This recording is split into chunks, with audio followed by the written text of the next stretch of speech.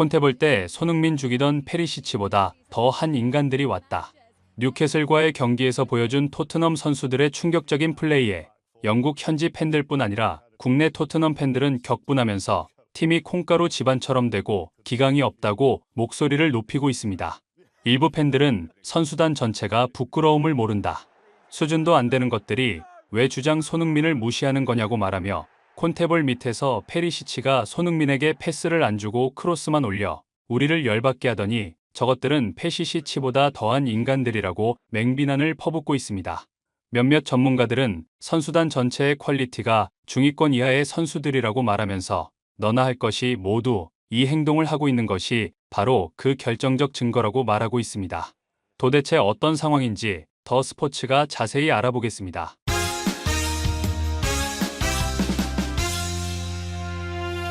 뉴캐슬과의 경기 후 포스테코글르는 우리는 경기를 지배했음에도 불구하고 좋은 결과로 보상받지 못했다고 말하면서 하지만 우리가 계속 이런 플레이를 지속한다면 반드시 보상을 받을 것이라 생각한다고 말해 영국 현지 토트넘 팬들로부터 맹비난을 듣고 있습니다.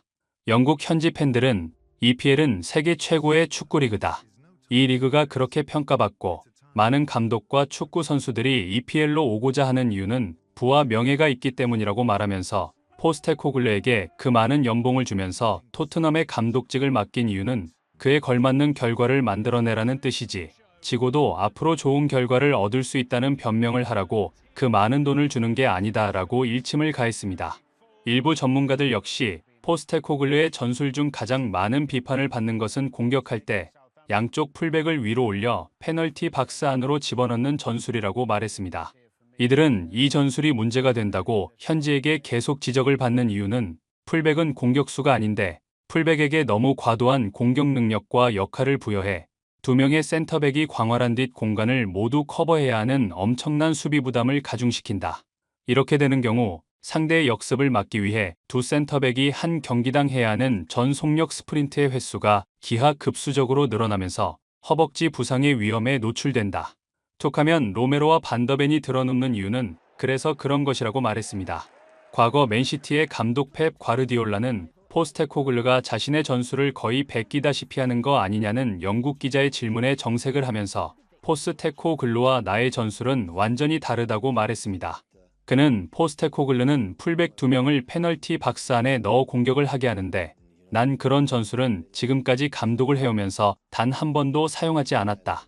이유는 모르겠지만 그는 나와 완전히 다른 스타일의 전술을 구사한다고 말했습니다.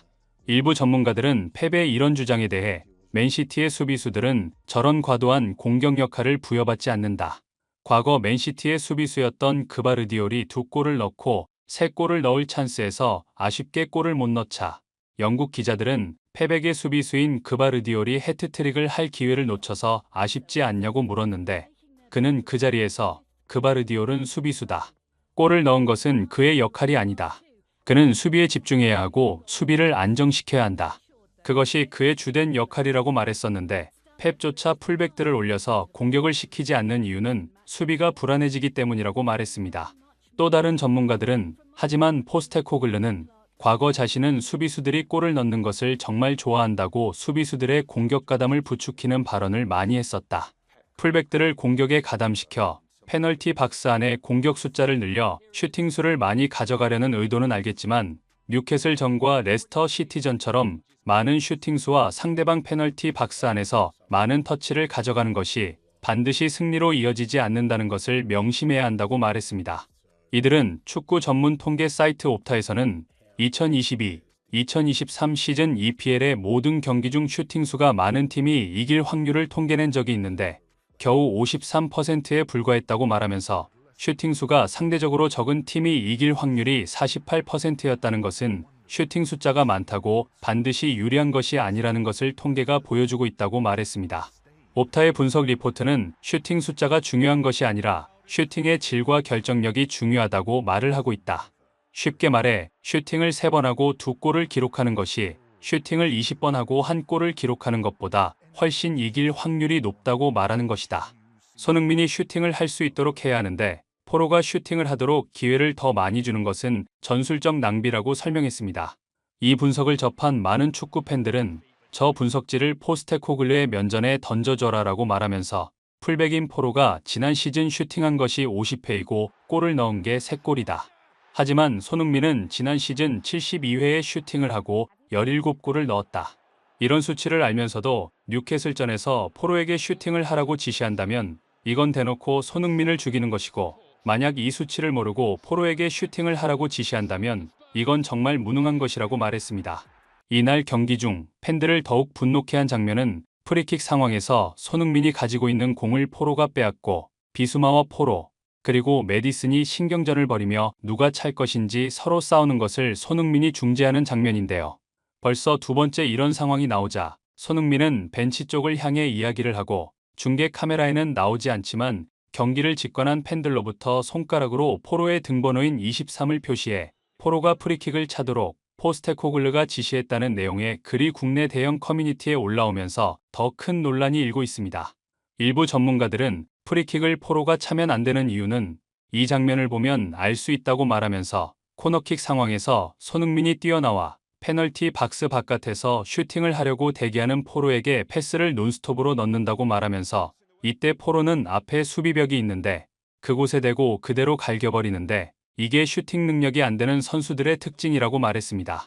과거 게리 네빌은 상대 수비벽에 대고 슈팅을 하는 선수는 삼류 선수라고 말하면서 팀 동료 10명이 그 많은 노력을 해서 상대 페널티 박스 근방까지 공을 가지고 올라갔는데 수비벽이 있어 뻔히 맞고 튕겨나올 걸 알면서 그 자리에 대고 슈팅을 한다는 것은 동료들의 노고를 헛되이 낭비하는 것뿐 아니라 상대에게 공격권을 넘겨주는 이적 행위이기 때문에 저런 슈팅을 하는 판단 자체는 3부 리그에나 어울리는 선수라는 뜻이라고 말했습니다. 몇몇 전문가들 역시 그래서 손흥민은 상대 수비수가 벽을 이루고 있으면 옆으로 빼거나 아니면 가마차기를 해서 상대 수비벽을 피해서 슛을 한다. 이 가마차기를 연습하기 위해 손흥민은 피나는 노력을 했는데 포로의 슈팅을 보면 가마찰 줄을 모르는데 연습도 안 하고 실력이 안 되는 것이다. 실력이 안 되는데 자꾸 차려고 하는 것도 문제지만 이런 선수에게 프리킥을 맡기고 슈팅을 하도록 하는 포스테코글르가 더 큰 문제라고 말했습니다.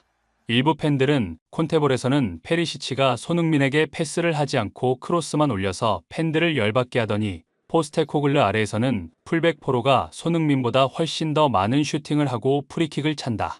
페리시치를 내보냈더니 더 심한 이기적인 선수가 들어와서 어이가 없다고 말해 많은 팬들의 큰 공감을 얻었습니다. 구독, 좋아요, 좋은 댓글은 불타는 제작 열정을 더욱 불타오르게 합니다. 이상 더 스포츠였습니다.